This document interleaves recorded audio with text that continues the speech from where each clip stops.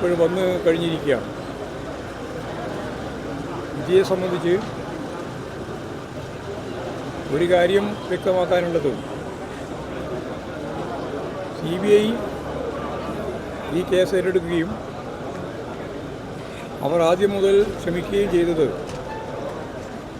CPIയും ഗൂഢാലോചന നടത്തി അതിൻ്റെ ഭാഗമായിട്ട് ഇരട്ട കൊലപാതകം നടന്നു എന്നാണ്. ഞങ്ങളത് അന്നേ നിഷേധിച്ചതാണ്.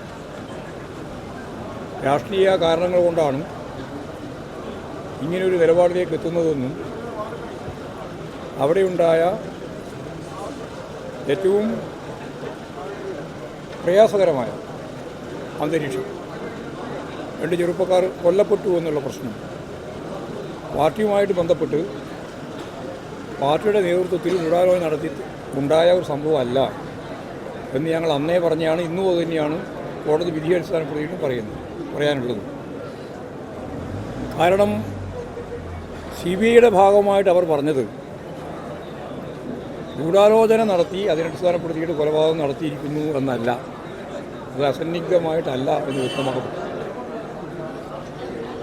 5 കൊല്ലം ശിക്ഷിച്ച കുഞ്ഞിരാമൻ ഉൾപ്പെടെയുള്ളവരുടെ ചാർജ്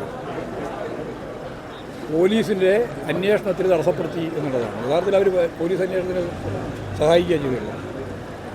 അത് തടസ്സപ്പെടുത്തി എന്ന രീതിയിലാണ് ഇപ്പോൾ ഏറ്റവും അവസാനം വിധി വന്നത്. അതുകൊണ്ടാണ് 2 തരത്തിലുള്ള വിധി വന്നത്. തീർച്ചയായും അത് സംബന്ധിച്ചെല്ലാമുള്ള വിധി ന്യായങ്ങളെല്ലാം പരിശോധിച്ച് ഇത് അവസാനത്തെ വാക്കല്ലല്ലോ. തീർച്ചയായും മറ്റ് ഉയർന്ന കോടതിയുമായി ബന്ധപ്പെട്ട് ഈ കാര്യങ്ങളൊക്കെ ബോധ്യപ്പെടുത്താനുള്ള ശ്രമം രാഷ്ട്രീയമായ ലക്ഷ്യത്തോടെ CPIഎമ്മിനെ ഈ കേസിൻ്റെ ഭാഗമാക്കാൻ ശ്രമിച്ച നിലപാടിനെ ഫലപ്രദമായി ശക്തിയായിട്ട് ഞങ്ങൾ കൈകാര്യം ചെയ്യുന്ന നില സ്വീകരിക്കും എന്നുള്ളതാണ് സംബന്ധിച്ചത്. ഈ പോലീസ് കണ്ടെത്തിയതും കൂടുതലായി CBIക്കൊന്നും കണ്ടെത്താൻ സാധിച്ചില്ല, ഒന്നും കണ്ടെത്താൻ കഴിഞ്ഞിട്ടില്ല. അവർക്ക് പോലീസ് പറഞ്ഞത് തന്നെയാണ് അവർ യഥാർത്ഥത്തിൽ പറഞ്ഞത്. അതിന് പുറമെ രാഷ്ട്രീയമായ ഉദ്ദേശം വെച്ചുകൊണ്ട് പാർട്ടി പ്രവർത്തകരെയും നേതാക്കളെയും ഉൾപ്പെടുത്തിയിരിക്കുന്നു എന്നുള്ളത് മാത്രമാണ്. അവരെ ആ കേസിൻ്റെ ഭാഗമാക്കാൻ അവർക്ക് സാധിച്ചിട്ടുമില്ല. അതിന് വേറെ ചില വകുപ്പുകളാണ് അവർ ഉപയോഗിച്ചത്.